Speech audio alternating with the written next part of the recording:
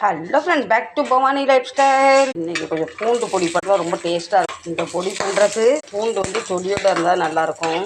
இது வந்து கருப்பு உளுந்து. சட்னிக்கெலாம் வெள்ளை உளுந்து ரொம்ப டேஸ்ட்டாக இருக்கும். கருப்பு உளுந்துனா உடைக்காத உளுந்து.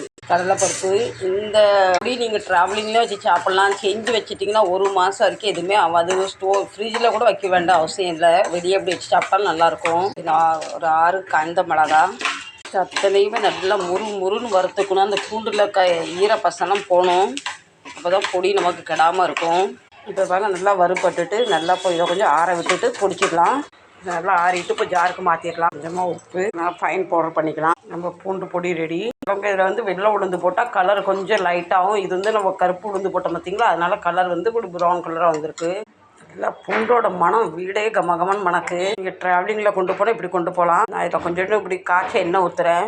எப்போவும் ஒரே போல் சட்னி செஞ்சு போர் அடிக்கும்.